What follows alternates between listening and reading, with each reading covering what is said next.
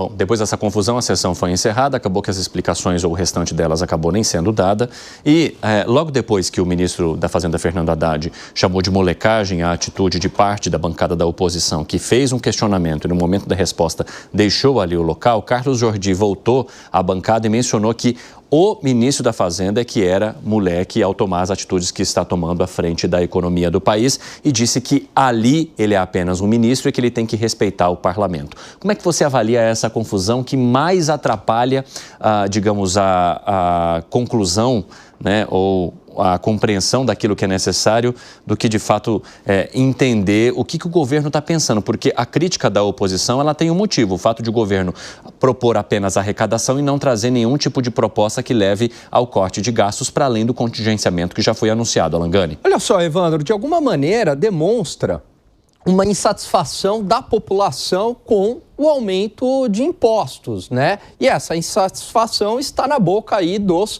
parlamentares, muitas vezes de uma maneira mais agressiva. Mas eu concordo ali com a análise que o PP trouxe aqui, porque a gente já tem uma inflação bastante elevada e que é um imposto, inclusive em termos econômicos, um imposto inflacionário, à medida que os preços estão subindo e a população acaba pagando mais e transferindo parte da renda para o governo. Por isso que chama imposto inflacionário. E aí vem mais aumento de impostos para compensar uma eventual queda da alíquota do IOF. Então não faz muito sentido, porque o IOF desagradou bastante a população, o aumento da alíquota desagradou os empresários, investidores, a classe média, e de repente você fala, bom, pai, eu vou voltar atrás. Só que eu voltar atrás, todo mundo esperava que seria medidas de contenção de gastos, mas não, eu vou voltar atrás tributando mais, né? Nem que sejam aí títulos de renda fixa. Por isso que vai gerando esse tipo de insatisfação, porque não há, novamente, Evandro, nenhuma medida focada no corte de gastos. Fica muito claro que é só na arrecadação. O PP já olhou meio atravessado ali para você, mas... Aí o Gani coloca, vamos cortar gasto, parece papagaio, vamos cortar gasto, vamos cortar despesa, vamos cortar gasto. Ele esquece que eu te fale, que 90%... Eu faço questão... Diga. 90% das despesas do Brasil são vinculadas. Ou seja, tem pouca margem para o governo... Quem vinculou? Boa. Pouca margem para o governo cortar gasto de despesa. Não, de fato, eu falei aqui cortar gasto, mas vários programas eu já pontuei quais gastos deveriam ser cortados. Então eu falo para você um deles aqui, né? Impopular, inclusive. Vamos desvincular os gastos com saúde e educação das receitas da União. Como foi feito no Temer, reforma aprovada no governo Temer e que continuou durante o governo Bolsonaro. Sabe por quê, Pepe? Porque ao vincular, não necessariamente porque o gasto é com saúde e educação, que é um gasto bem-vindo. Você tem escola que não tem mais para onde gastar e fica fazendo quadra e lanchonete. Então vai se tornar explosivo, porque o dinheiro não nasce em árvore. Porque a conta não fecha. Vamos cortar gasto previdenciário também, porque a reforma previdenciária, PP, ela precisa ser rediscutida novamente, até porque a economia de 800 bilhões de reais, ela foi comida pela pandemia. Vamos fazer uma reforma administrativa cortando todos os privilégios da máquina pública.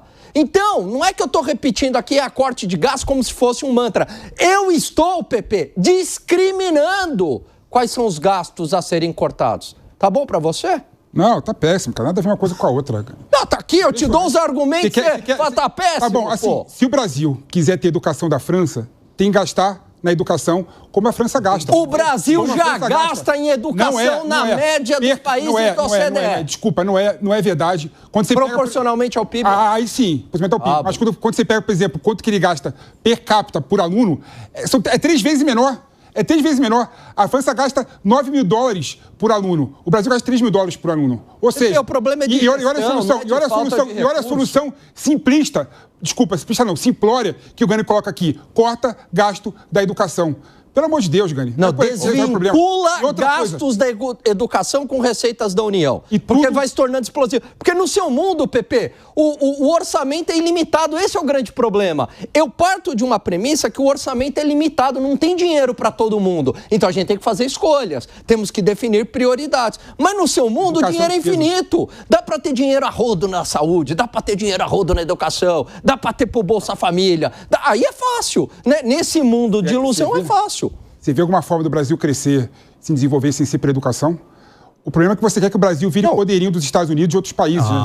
Não. Eu quero que o Brasil se desenvolva. Não, e não tem outra forma que não seja por meio... uma intenção que não é verdadeira. Não tem outra forma que não seja por meio da educação. Eu sou absolutamente fã de gastos com educação, com gestão de educação. Mas você precisa cortar em outras áreas. Eu falo em corte de gastos, você esperneia, pô. Então corta a educação que você colocou como corte de gasto. Qual outra área você corta? Desvinculação dos gastos com educação com receitas da União, senão se torna explosivo.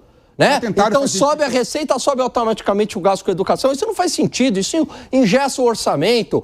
Então dá para sim ter... Primeiro, sabe o que falta, PP? Um plano real fiscal. Sabe o que seria isso? Um diagnóstico. Vamos chamar os melhores especialistas em contas públicas aqui do Brasil. Então tem lá o Marcos Mendes do INSPER, tem o Mansueto, tem o Felipe Salto que o Piperno vive citando. Chama esse pessoal e vamos fazer aqui um estudo dos gargalos. Como foi feito a pedido do ministro Joaquim Levy ainda no governo Dilma II. Ele pediu para o Banco Mundial fazer um diagnóstico. Evandro, na época... foi levantado o que dava para cortar. Sabe quanto? Na época, em 2015, sabe quanto que dava para cortar? 300 bilhões de reais. Do orçamento que é discricionário. Isso né? 300 bi na época, não. Já fizeram esse valor corrigido. Já fizeram esse valor corrigido a valores de hoje...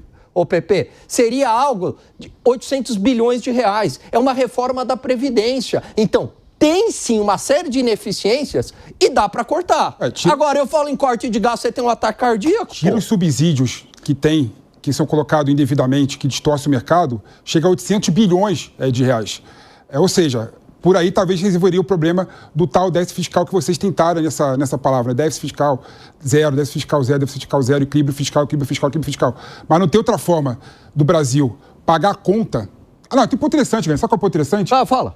Sabe quanto é que o Brasil, o maior gasto que o Brasil Vamos lá, senhores. tem, sabe qual que é? Pagamento dos juros da dívida. Com o Banco Central, se endividou muito no passado. Com o Banco Central, com essa taxa de juros absurda de 15%, é 1 trilhão. É 1 trilhão por ano. Ao contrário do que ele coloca aqui. É muito gastar 200 bilhões de educação. Que isso, pelo amor de Deus. O banqueiro do Banco Central. Tem que se endividar, o banqueiro do Banco Central. Coloca como se o banqueiro do Banco Central. Como se os juros fossem uma imposição. Na verdade, os juros é elevado e paga-se muito juros, porque o governo se endividou muito historicamente. É uma consequência.